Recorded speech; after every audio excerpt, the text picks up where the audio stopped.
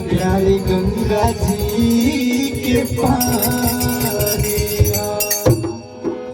लेकिन कहता है व्यास कि जहिया से प्यार भइल, जहिया से प्यार भइल तोहर से गुजरिया तइये से।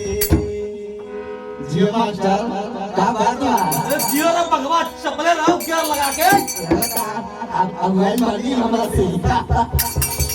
जहिया से प्यार भइल, जहिया से प्यार भइल तोहर से गुजरिया तइये हो।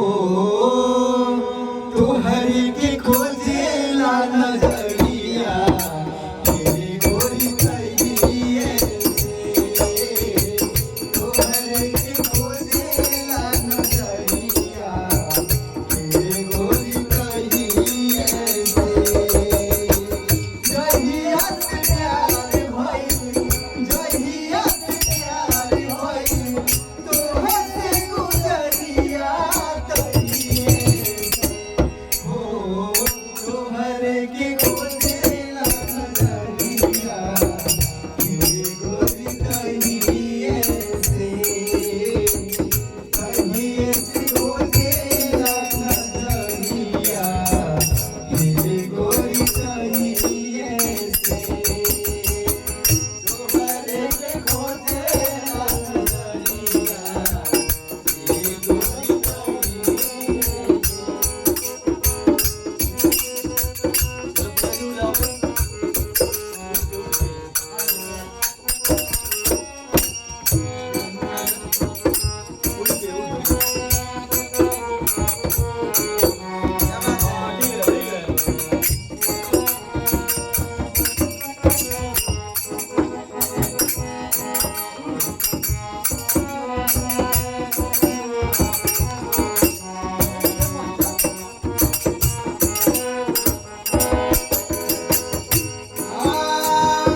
उड़ी गइल बाटे हमरा अखिया से नींदिया, अखिया से नींदिया हो, अखिया से नींदिया।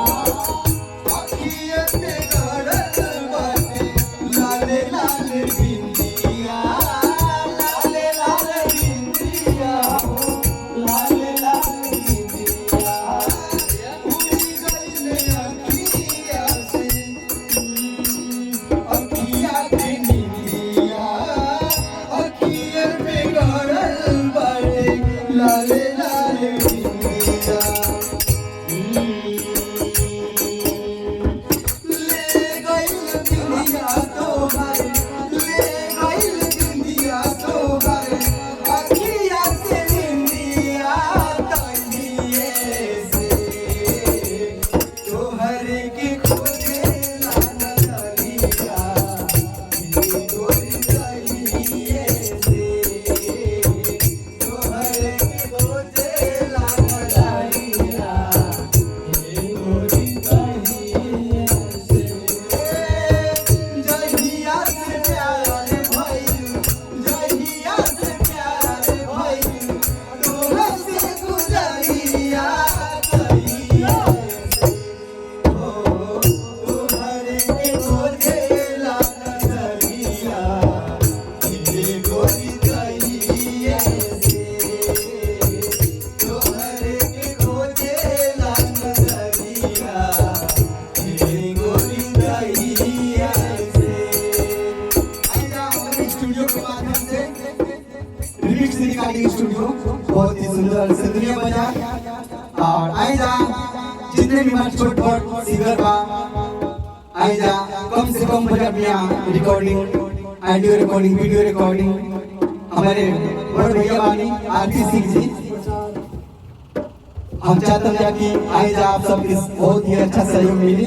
और हाँ, हमारे चैनल बाटे मनोरंजन ग्रुप इंटरटेनमेंट, ऊपर आप सब जाइजा और लाइक करिए, सब्सक्राइब करिए और बहुत सारा प्यार दीजिए। हमारे वीडियो के ढेर सारा प्यार दीजिए। धन्यवाद।